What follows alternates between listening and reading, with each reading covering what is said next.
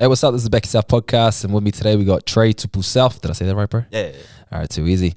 And the bro's actually from a real estate background, so yeah, we're gonna get to catch up with the bro and see what it's all about. All right, but first, roll our intro.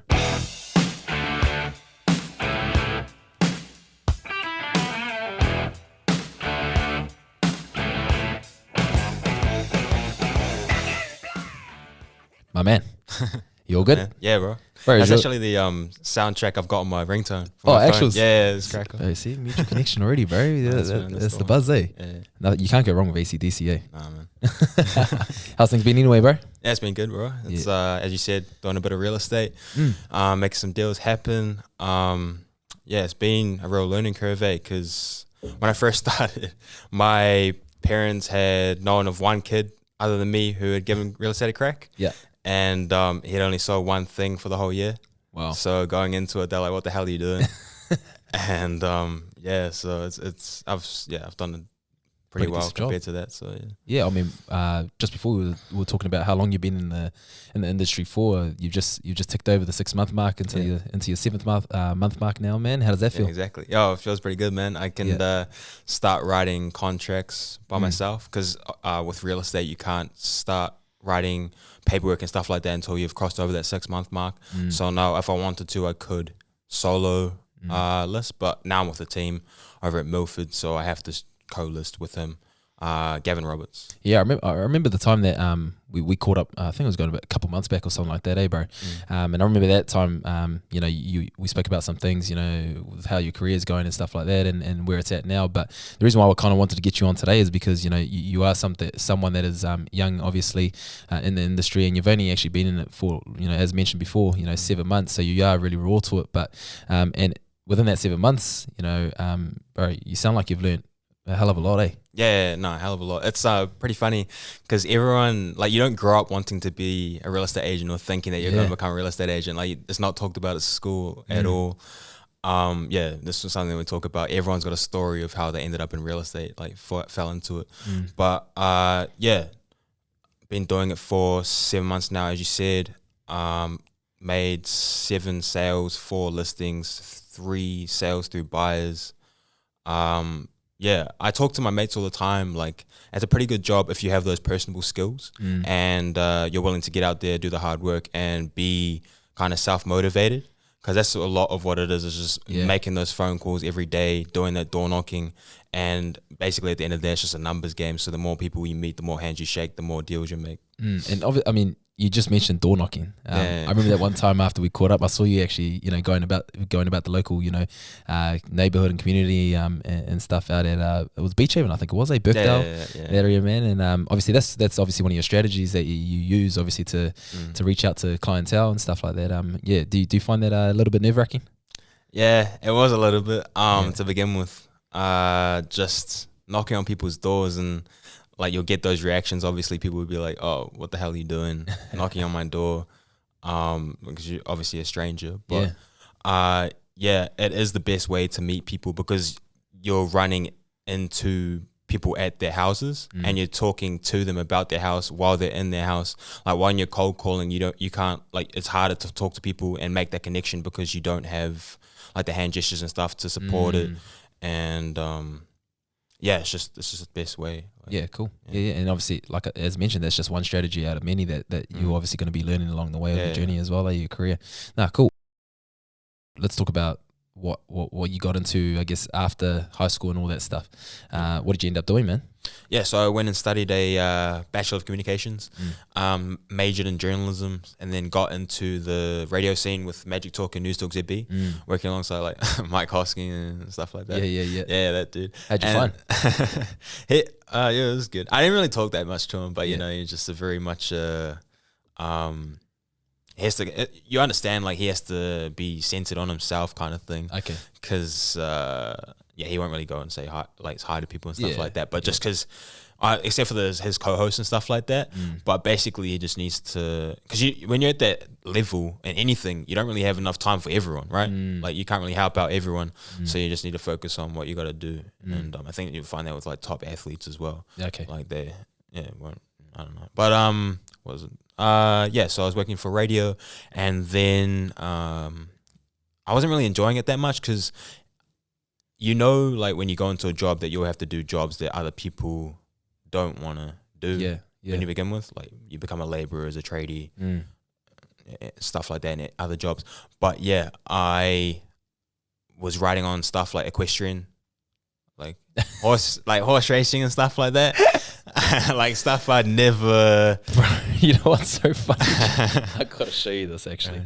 Carry on about the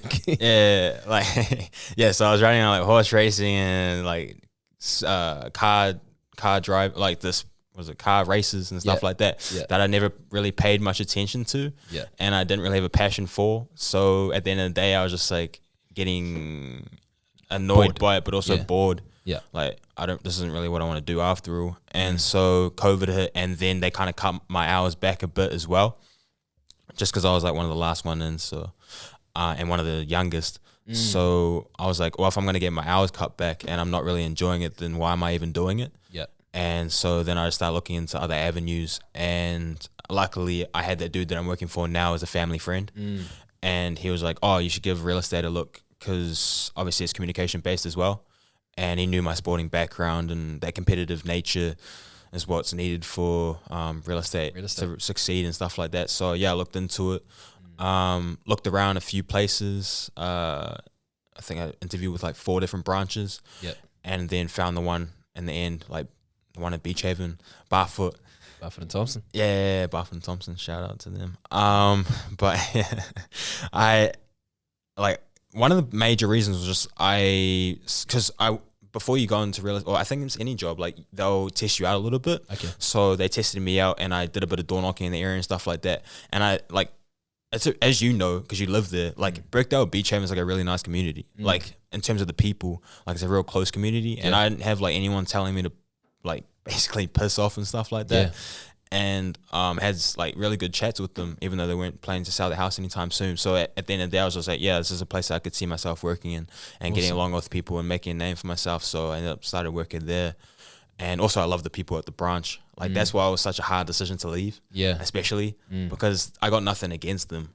It's just there's so much to learn at this stage. Yeah. And I'd rather go and learn from someone that has a vested interest in me getting better, obviously because I have to help his team, rather than working and learning from people that see me as competition. Yeah, yeah. Because like the people at the branch, they're solo agents. I'm a solo agent. Right, so you're trying to compete for clients, basically like I'll get them to help me on the listing to get it. But at the end of the day, they still see me as competition. So down the road, like they're not going to help me as much to get to that next level or above them.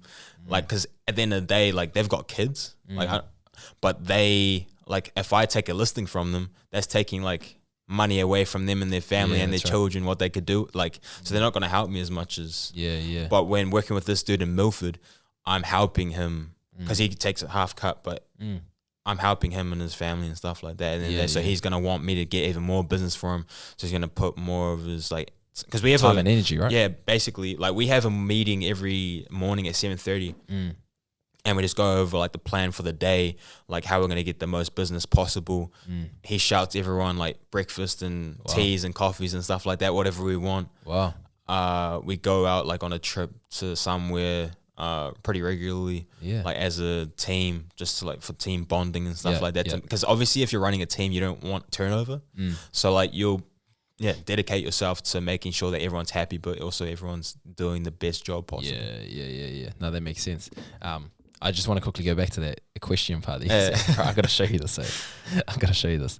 This is cracker. This is prancing. They call this equestrian. By the way, look at that horse. Oh, the horse crip walking, cuz. You see that? Oh, that's sick. That's gangsters of Hey! Oh, cuz. Oh, look at this, cuz. Oh, come on, man. This horse is off the chain. I got to get this motherfucker in a video. Oh my God! Snoop said I gotta put the horse in the video. Motherfucker off the chain. Man, maybe. That's maybe, crack, yeah. Maybe if I was working there, then I would have enjoyed it more. But that's crack up though. Yeah, it's just funny that you Yeah, brought that up that's because you just saw that today. Yeah, I was just like, I could have stopped laughing, bro. Good old Snoop. yeah, He's crack. and Kevin Hart, Yeah. crack up. Oh man, Killer combination. killer combination, bro. That's a 1-2 punch right there, man. Yeah, exactly. Man, so we were talking about. Obviously, you've been in the industry for 7 months, and a lot has changed. You were at obviously Balfour and Thompson. Yeah. You said obviously it was a bit of a difficult decision for you to move on and stuff. But it's definitely the right decision, right? Yeah, no, definitely. Yeah. And obviously you're moving into, like you said, a team environment. What's the difference of? I mean, there's a lot, and obviously there's some. It's easier to point out obviously what differences there are, but what are some really key differences that will help you obviously in your career? And then the benefits of moving to a team. Yeah. So if I was down the road a little bit, I'm definitely planning to go out as a solo agent. But to begin with, like as I was saying, I need those lessons from someone that's been in the industry for 15 years. Like that's just something you can't pay for at the end of the day. Like to learn from someone that has that much experience, that much success. Number 4 in the country, or he's heading to number 4 for the country, like out of Harcourts, nationwide.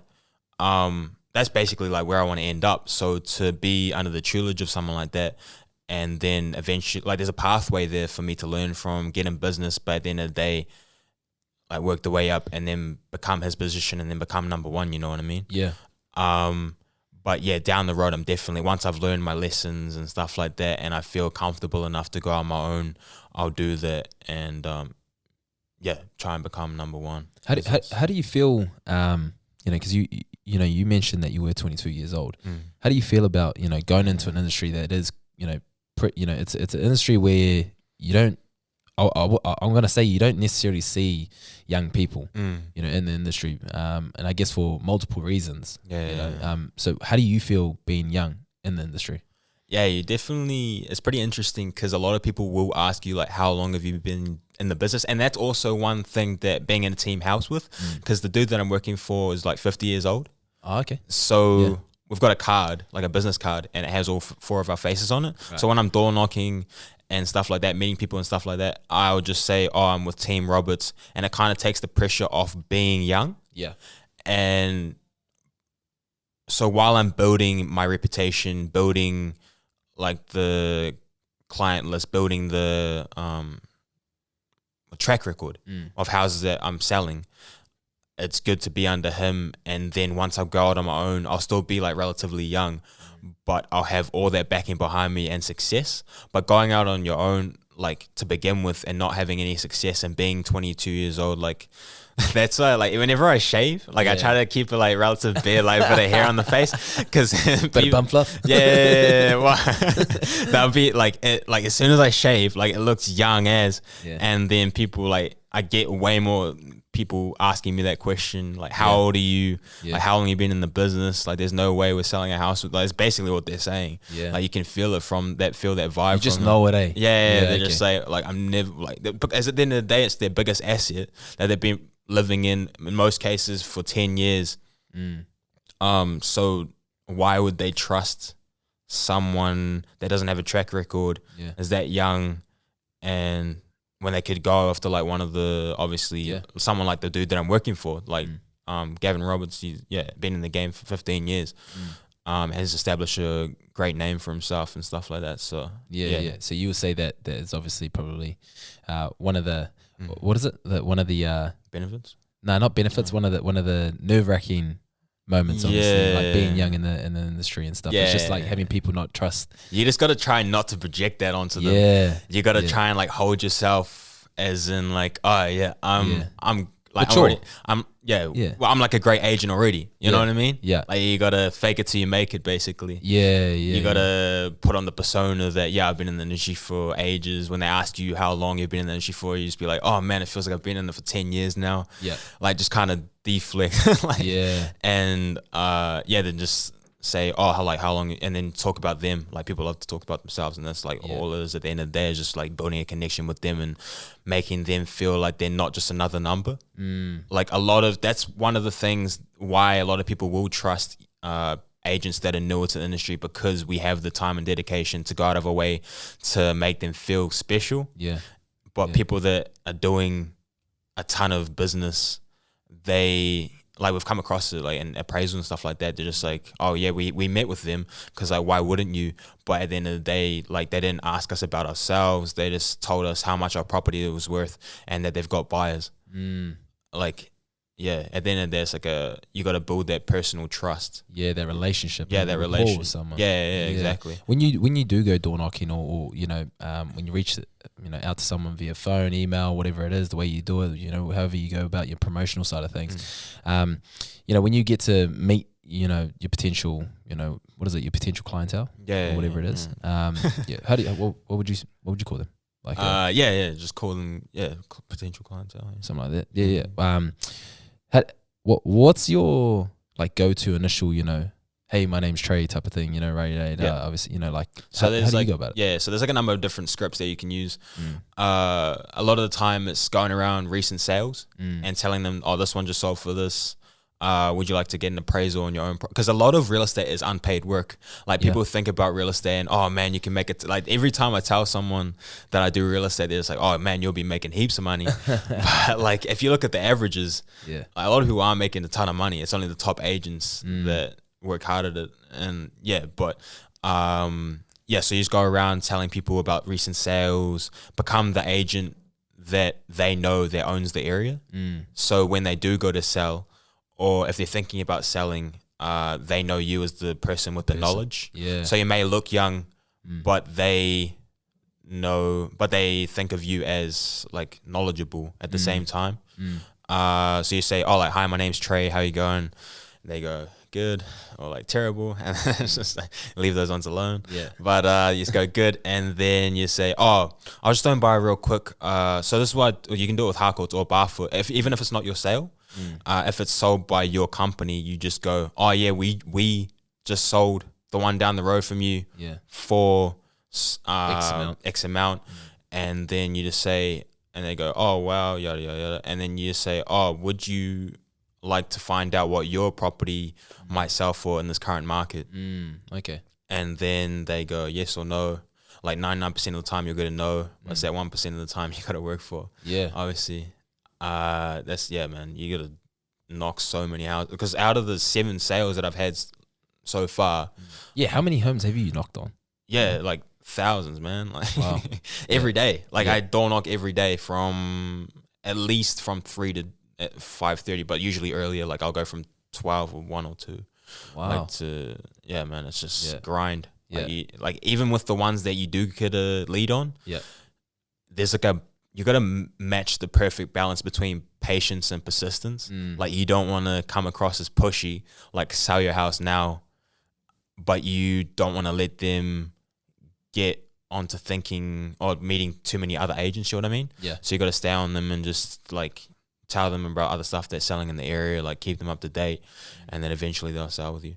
What do you think so many people don't think about the real estate industry career? Do you think it's because of the long hours? Like you said before, you know, you're having a meeting at 7:30 in the morning, you're not finishing till 5:30. That's a long day. Yeah. Why do you think, you know, I mean, there are a lot of people out there who are, you know, real estate agents, salespeople, but for those that don't have looked at the industry, but like, nah, because it's too much. It's just, I just never even heard of a real estate. Well, I mean, because obviously you know houses are selling, but I'd never even thought about real estate until I found out that my family friend was doing it, and I hated my current job. But growing up, teachers don't talk about it. It's just usually the normal jobs that people talk about. Like even that drop shipping and stuff like that. No one really talks about that. Like, I know some people are making some money out of it, I think. But like sales, like people will talk about like retail jobs, retail selling, where you're working for someone else and there's no commission based. Yeah.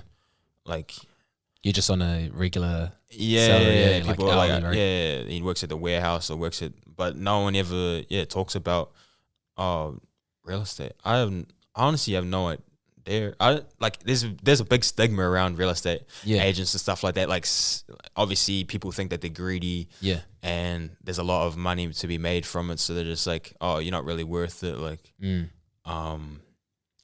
yeah, it's at the end of the day, like people have a stigma against the corporate world in general, I think. Yeah. I was talking to a chick the other day, and she was like saying like, yeah, I could never do that because like you're part of the corporate world, and I mean, what does that mean? In other words, you're a capitalist. Yeah, That's what she's saying. Yeah, Yeah. yeah. I mean, Yeah. if you're for it, you're for it. If you're against it, you're against it, I guess. Yeah. I didn't really. Well, at the end of the day, you're working.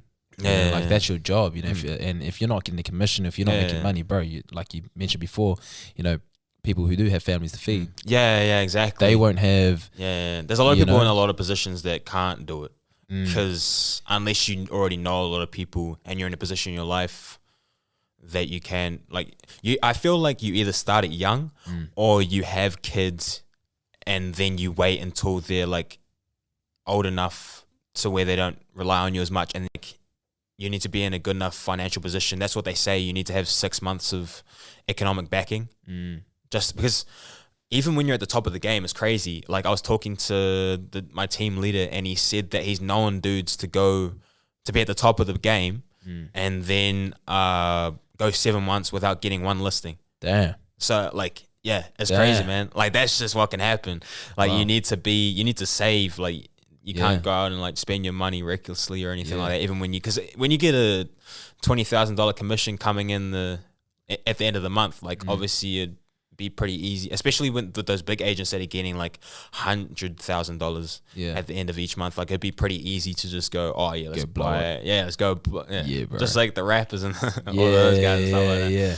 But You got to be smart about it, bro. Like you know, like if it's one, like you probably know, but like you should probably go buy some freaking assets with that money. Do you know what I mean? Money that will, you know, generate you some money, you know, without you having really to do much. Yeah. You know, I mean, if I was making that much money a month, man, I would be doing something similar to that. Yeah. You know, it's like definitely buying some assets that can generate me some, you know, another income, you know, another stream of, you know, income. Like that's probably what I'll do anyway. Yeah, exactly. But yeah, I mean, that food for thought. I don't know. Yeah, no, diversify and stuff. It's always good to diversify. You always see those like posts on Instagram, stuff like that. I haven't really looked into it that much, but it's definitely a good idea because, especially in this industry, as I said, because 7 months without a paycheck, like that's, I don't know, that's man. a long time, that's bro. Insane, bro. Yeah, I want to ask you a question, bro. You know, technically, you know, when I see, you know, real estate agents or salespeople and stuff, you know, I look at them as the middleman. Yeah, You know what I mean? Like technically you guys are, because you guys are obviously selling the house for someone else. Do you ever see real estate agents, you know, being thrown out the door?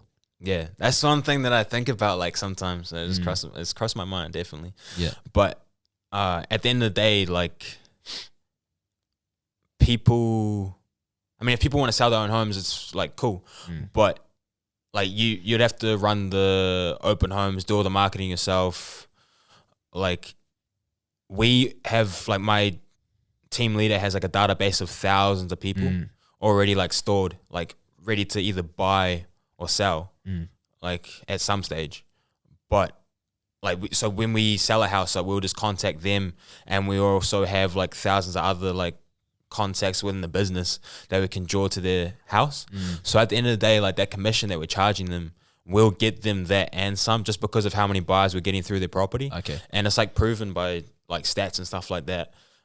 Like outside Right, so when you're saying buyers, you have a list of people that are ready to, you know, get a phone call from you guys and say, hey, 100%. this property's up for sale, this is listed, you guys are going to go send them through and stuff, and, you know, because obviously they've said they're interested in obviously buying. Yeah, 100%. Like they've told us the specifications and stuff like that. Right. And like as soon as we see specification as in like what they want, 3-bedroom home, 4 bedrooms, yeah, whatever, yeah. what area they want to go in. So as soon as they, like, as soon as we have a listing come up that's of interest to them, like we've also got 11 off market listings right now. Okay. So that's like ones that aren't Listed. Yeah. Because a lot of people prefer that way.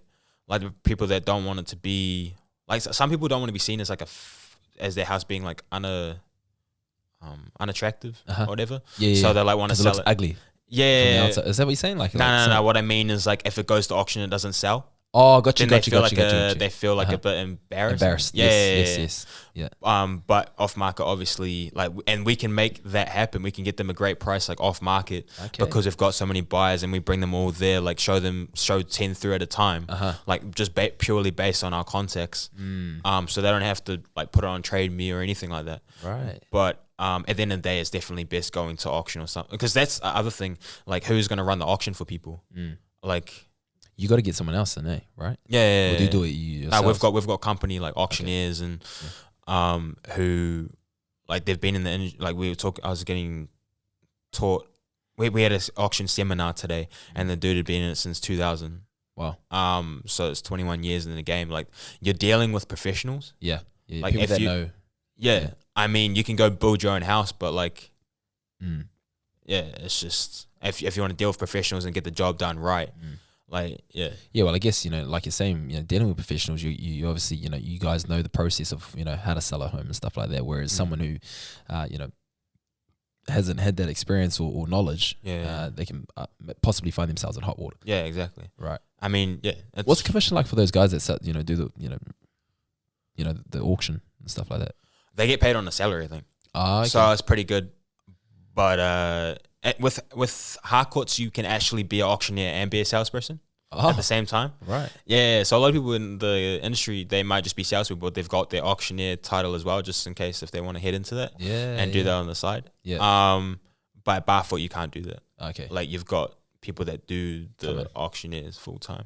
Yeah. There's a lot of interesting differences between, like, have you ever seen an auction? No. I've seen it on TV. Yeah. You know what I mean? Like, but not live. Yeah. Well, talk to me. At Harcourts, the auctioneers will bid on behalf of the vendor. The auctioneers. So, like, it's kind of like a phantom bid. Like, if the auction's not starting. I've heard of that. Yeah, I've heard of that. The auctioneer will go, like, this person over here, right? Yeah, he'll point at the wall and be like, it's like 1.1 over there. Yeah. And then it's like, have I got any other interests, like stuff like that? Yeah. And it's pretty interesting, the differences. Like, Barfoot doesn't do that at all. Yeah. They'll say like all of our bids are real bids, like trying to say that other companies. Yeah. But do you think that's a little bit cheeky? Man, it's something that both sides talk about a lot. Yeah. Like, when you're is that a right or wrong thing to do? It's under the best practice guide. Okay. For real estate. Back in I think it was 10 years ago or something like that, the dude was talking about today. There's a big action case over it, like legal case, because the auctioneer like bid about 10 times. And got the price up through the roof. What? And then someone actually put their hand up? Yeah, I think so. Yeah, he just kept bidding against the person. And they were just like, yeah. So the buyer took them to court, took the company to court. And then he was just like,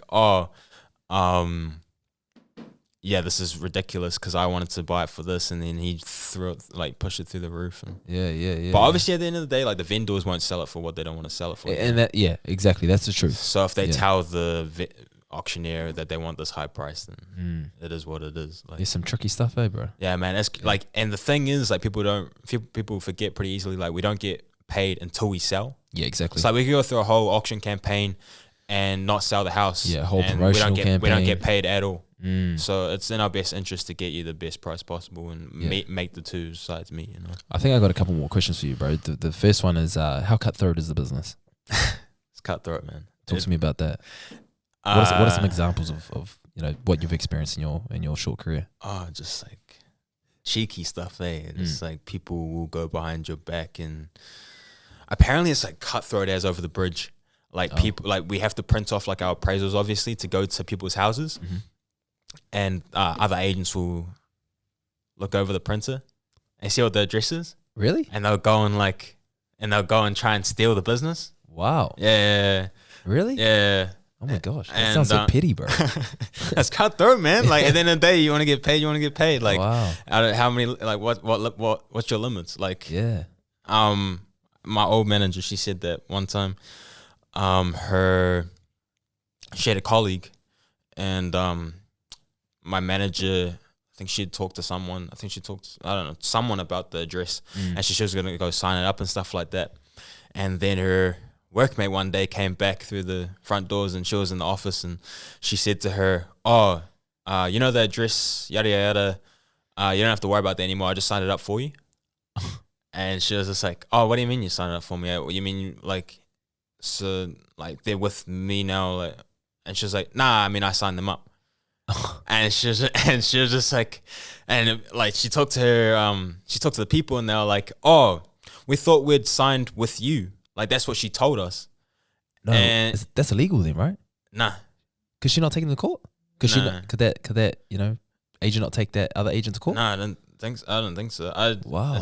Yeah, man. There's very few rules. Like there's very like it's pretty. It's almost like first and first serve, bro. Yeah, real estate. Like, so when I left my old company, like with most jobs, you'll have to give like a 2-week notice or whatever, and then you leave. Well, that day I told my boss, and I was at the new job the next day. Like that's the way it works in real estate. Like it's cutthroat, man. Like Wow. So it's like if you want to go, you want to go. yeah, and because obviously like if I was gonna stay, then they'd just be I'd be looking in the database and seeing like all they'd know I'd be trying to take that over to the new job and stuff like that. Okay. But Should have done that before, bro. yeah, man, that's just a couple. No, that's just a couple. Yeah, stories. But there's some pretty ruthless stories. Man. Yeah. Man, and I think another thing I probably want to ask is what are some successful stories you've had, in your short time? I mean, you've mentioned you've had 7 sales. I think a couple of you said something else. 3 buyers. Yeah. That's where you show a buyer. Those are some of the most fulfilling ones, like working with buyers and getting them to their first home. So that means like you obviously have not a vendor, but you have someone who's wanting to buy a house. So you bring a buyer through another listing. Okay. One of that was a pretty funny one. I had a buyer, and so how you know a buyer is loyal, because when you get into the industry, if you get into the industry, you'll find out that working with buyers is hard, because like they'll say that they're loyal, and then one day they'll just be taking a stroll past a listing and see it, think that they like it, go in, buy it, and then you lose all commission. Like after working with them for like months. Got you. But how you know a buyer is loyal is they'll send you listings from other companies. And so I was working with a buyer, and they sent me a listing from Ray White. And then, so I took them to the sign of conjunctional, and then they ended up winning against like 10 other couples in the room. Wow. And it was pretty cool, like, because it was like it was in the Ray White office. Okay. And they were like from Barfoot and Thompson. Okay. And we were like, they knew they were from there because they had like our badges and stuff like that. And it was like, yo, like Barfoot Thompson represent. Another one was like, but yeah, working with buyers is pretty fulfilling, because like you're helping them into their first home. Like that's like obviously a massive milestone for anyone. Yeah. Like, especially like when we get to that, obviously it'll be a huge achievement for us as well. Because you don't have What's that? You're not planning on buying your first home anytime soon. Not anytime soon. No. Yeah. Still saving, bro. Yeah, I mean, man. Yeah. But because obviously people have been saving up, like especially with how the prices are, like people are saving up for so long. Yeah. To fight. Yeah, and when you're able to help them cross the line like that, it's just real cool. Yeah. Another one was I helped these buyers I'd been helping them for 6 months. So long. Like they were, and it was when you work with buyers that are when there's a commission at the end of the rainbow, like you're just like, yeah man, I'll keep working. Like as I said, you don't get commission till you make a sale, but they couldn't find anything on the market, so I went into the list of withdrawals from Barfoot and Thompson, and with Barfoot and Thompson they leave the like numbers on there for vendors. Okay, so you can contact them after the listing's gone withdrawn. Yeah, after someone else has failed on it. So I called the vendors and set it up, and ended up making like within 5 days a 1.7 mil sale, like solo. That was my first solo sale, so it was like a pretty decent commission. Yeah, good on you, man. But yeah, no, that was a good one.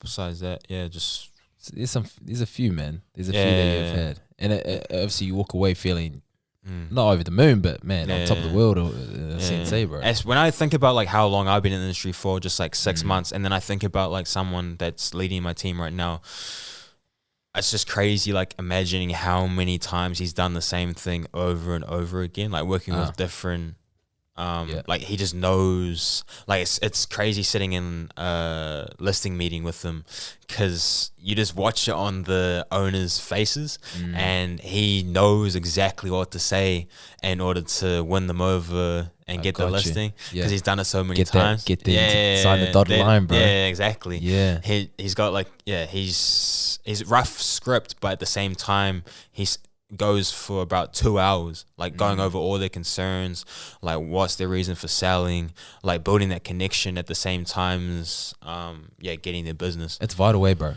Yeah, that connection's like if you can't build like a connection with someone, if you can't like read people, if you don't have personable characteristics, like you won't really do well. But yeah, obviously like people like you're like that's you, and you know Ethan Shumkle? Yeah, like people like him. Like that's like. Is he one of your boys? Yeah. No way, bro. Oh shucks. We go like a way back. Yeah. We're like that. Oh wow. But yeah, man. I just went and watched one of his league games on the weekend. He's playing fullback, bro. Yeah, he got player of the game. Yeah. Man, shout out to him, bro. Shout out to Ethan, bro. Yeah, he's the man. But like people like him, people like you, like you go ask anyone else about you, like they've only got good things to say about you. Oh, thanks. Like, yeah, bro. But just because of like you're good at it's just a vibe, bro. Yeah, you can just feel it off people, like they're good people. Yeah. And that's why I think because other people you go talk to and they say, oh, you talk to this agent, but like as I said, you're being treated as like a number, or they just don't have a warm personality. And it's just that's what it is. At the end of the day, if you can't build a connection, you'll lose it. Mean. Bro, I think two more actually. I said two more before, but I'm going to say two more now. But talk to me about the commission, because I think a lot of people do want to know about what the commissions are like in real estate and stuff like that. You know, whether or not they're looking to sell a home, buy a home, what is it? You know, if they're wanting to be a real estate agent, salesperson, what type of commission are we talking about? Yeah, obviously it varies from house to house because it's price to price. But I think it's two. So Barfoot does. It won't really calculate with. I can say percents like that, what we take out of the overall sale price. But okay, so it's like 2.5% on the first 300,000.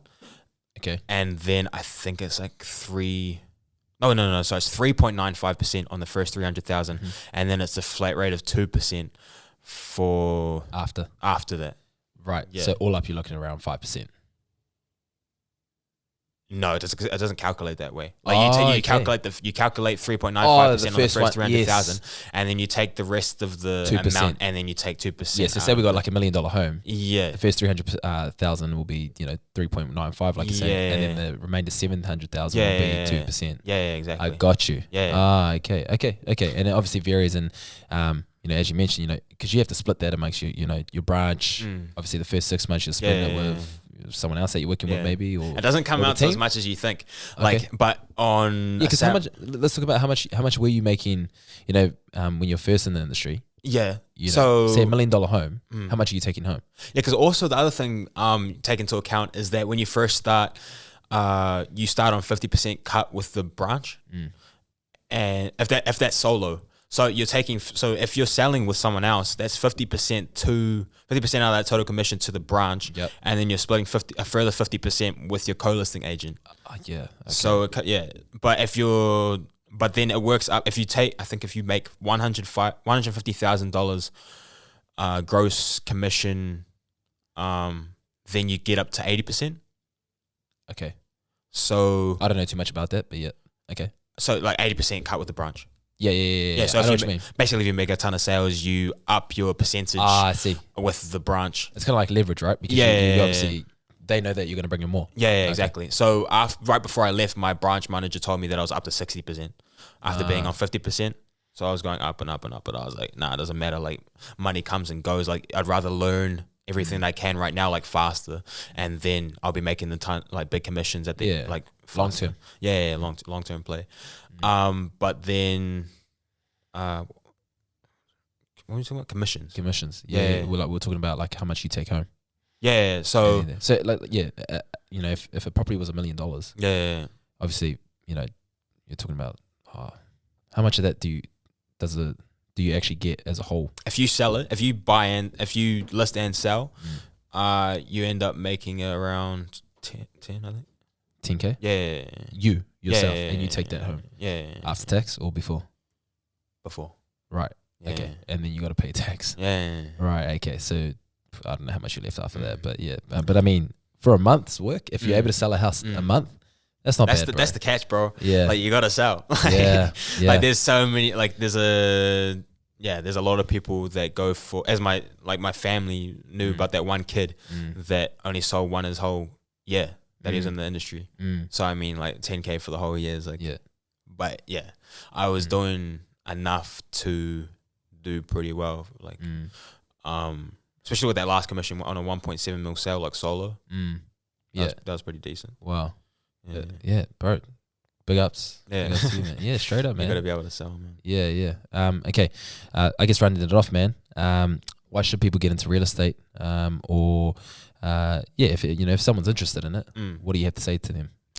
I think you got to be a certain type of person to begin with if you like are really going to succeed in real estate.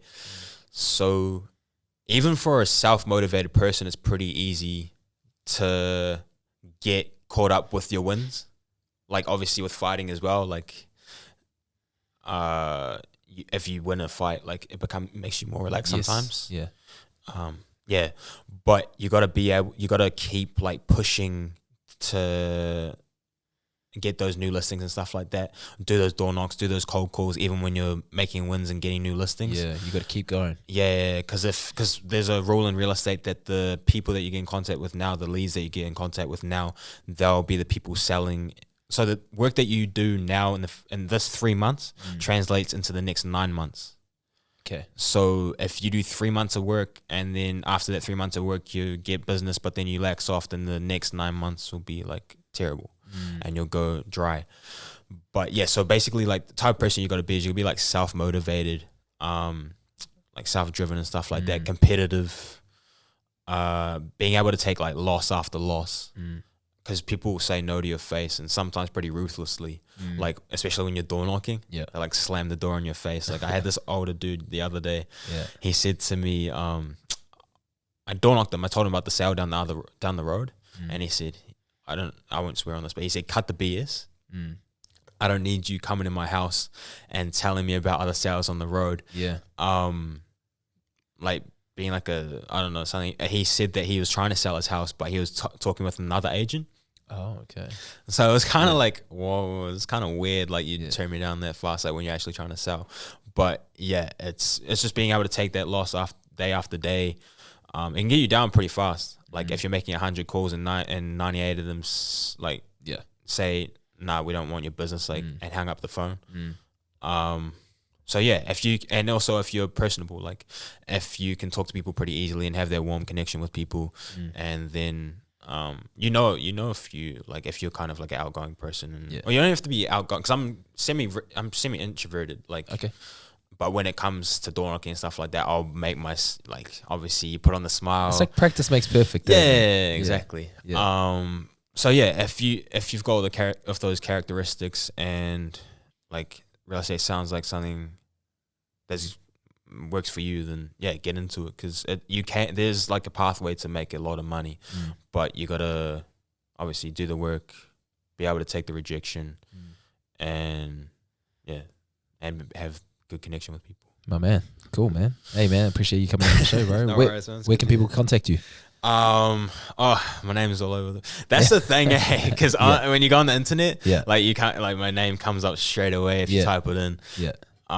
Like people will go search like into all your background when they're gonna deal with you, obviously. Yes. Because like they want to know that bro. Dealing someone that's legit, not dodgy. Yeah. So like my name is like, you search my name and everything comes up basically. So Trey Tupu-South. Yeah. Got an Instagram handle, anything? It's the same. Trey Tupu-South. Trey Tupu-South. Yeah. Anything with real estate? Real estate agent? Trey Tupu-South, real estate? No. I kept it vague because I don't want to, I want to be more than that. I was thinking about actually doing like kind of my own podcast, because I was doing podcast work before with Tarks, and we interviewed Dan Hooker and David Tour and stuff like that. So yeah, no, I was thinking about going and interviewing David Tour again, like solo, and like some other people that my dad knows, because he knows him from back in the day when he was fighting. And yeah, man, it's pretty crazy, my dad's stories. Yeah, man. Like, I've heard, bro. I've Yeah, heard. yeah. Oh man. That guy, he will like he'd do 10-kilometer runs after he'd won a fight. Like, that's the kind of drive like that you need to be able to succeed in. Like, Bro, your dad's crazy, bro. yeah, man. I see him at the gym, man. Yeah. Bro, he's still got it. Still got it.